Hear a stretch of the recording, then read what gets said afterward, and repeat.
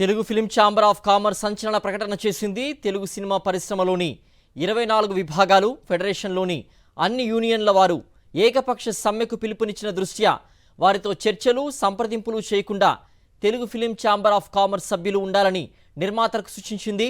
ఈ నిబంధన film chamber నుండి తదుపరి సూచనలు వచ్చే వరకు అమల్లో ఉంటాయని తెలిపింది. స్టూడియోలు, అవుట్డోర్ యూనిట్లు, మౌలిక వసతుల యూనిట్ సభ్యులు Telugu film chamber of commerce నుంచి ముందస్తు సమాచారం, స్పష్టమైన అనుమతి లేకుండా ఎలాంటి సేవలు అందించకూడదు అనే కఠినమైన ఆదేశాలు జారీ చేశారు. నిర్మాతలు, స్టూడియో విభాగ సభ్యులు ఈ విషయాన్ని సీరియస్గా తీసుకోవాలని ఛాంబర్ ఆఫ్ కామర్స్ సూచించింది. మరింత సమాచారం మా ప్రతినిధి న్యూస్ రూమ్ నుంచి సతీష్ అందిస్తారు.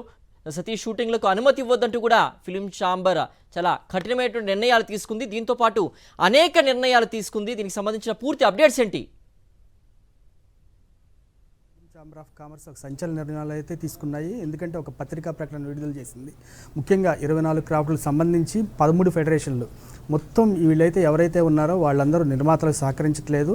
ఎవరికి అంటే వీళ్ళ వలన ఏకపక్షంగా వీళ్ళు రూల్స్ విధించి వీళ్ళు సమ్మెకి నోటీసులు ఇచ్చారు, సమ్మె చేస్తున్నారు కాబట్టి వీళ్ళకి ఎటువంటి పరిస్థితులు సహకరించకూడదని చెప్పేసి కూడా ఒక సంచలన ప్రకటన అయితే చేసింది. అంతేకాకుండా నిర్మాతలకి, తర్వాత స్టూడియో సెక్టర్స్కి ఎక్కడైతే అవుట్డోర్ షూటింగ్స్లో ఏమేమి ఉన్నాయో ఆ స్టూడియోలకు సంబంధించి కూడా ఎవరిని కూడా అనుమతించకూడదు. అనుమతి ఉంటే ఖచ్చితంగా ఫిలిం ఛాంబర్కి సంబంధించి వాళ్ళ అనుమతులతోటే అక్కడ షూటింగ్ జరగాలి.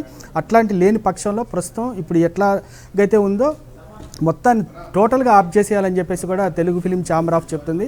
ఎందుకంటే కొన్ని సినిమాలు అంటే దాదాపు ఇవాళ 5 రోజులు జరుగుతుంది సినీ కార్మికుల సమ్మె. ఈ 5 రోజులు కూడా దాదాపు ఒక 7 నుంచి 10 సినిమాల షూటింగ్లు జరుగుతున్నాయి. ఈ 10 సినిమాల షూటింగ్లు కూడా ఫెడరేషన్కి అఫీషియల్గా లెటర్ ఇచ్చారు. మేము 30% పెంచుతాం, ఖచ్చితంగా మీకు మేము సహకరిస్తామని చెప్పేసి ఆ నిర్మాతలు ఫెడరేషన్కి ఇవ్వడంతో ఆ ఫెడరేషన్ అనుమతితోటి వాళ్ళకి జరుగుతుంది.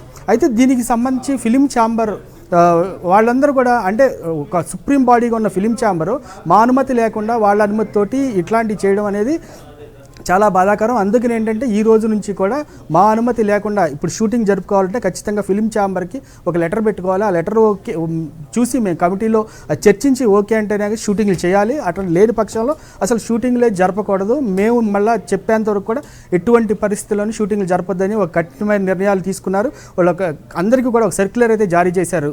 సిద్ధు, మనం ఈ ఓవరాల్గా చూస్తే ఈ 5 రోజుల సమ్మెలో ఒక పక్క నిర్మాతలు, తర్వాత ఫిలిం ఛాంబరు, తర్వాత ఫెడరేషన్, ఈ ముగ్గురు కూడా మాట్లాడారు, చర్చించుకున్నారు. అయితే ఇవాళ ఫైనల్గా వచ్చేసేపాటికి ఈరోజు రేపట్లో ఈ సమస్య పరిష్కారం అవుతుంది అనుకుంటున్న తరుణంలో ఇవాళ విశ్వప్రసాద్ వీళ్ళ మీద కేసులు వేయడం, ఫెడరేషన్ వాళ్ళు తీవ్రంగా ఖండించడం, తర్వాత వాళ్ళందరూ కూడా తీవ్ర ఆవేశాలు వ్యక్తం చేయడంతో మళ్ళీ సమస్య మొదటికి వచ్చిందని చెప్పుకోవాలి. నిర్మాతలు కూడా అంటే మా నిర్మాతను మీరు ఇట్లా అండం ఏంటని చెప్పేసి మళ్ళీ వాళ్ళు ఇప్పుడు ఈ ప్రకటన చేయడం అయితే చేశారు. సిద్ధు, అంటే రానుపాను రేపు ఎల్లుండ కూడా ఏం జరుగుతుంది ఏంటి అనేది కూడా తెలియట్లేదు. అయితే ధర్నా అయితే చేస్తామంటున్నారు కార్మికులు. అది ఎలా ఉంటుందో ఒకసారి చూడాల్సిందే. ఎందుకంటే అప్డేట్ మళ్ళీ రేపు కూడా ఉన్నాయి. వీళ్ళు కోమటిరెడ్డిని, చిరంజీవిని కలుస్తామంటున్నారు. అది ఎలా ఉంటుందో కూడా ఒకసారి ఓవరాల్గా చూస్తే ఈ సమస్య అనేది చిలికి గాలివాన ఉంది. సిద్ధు, ఓకే సతీష్.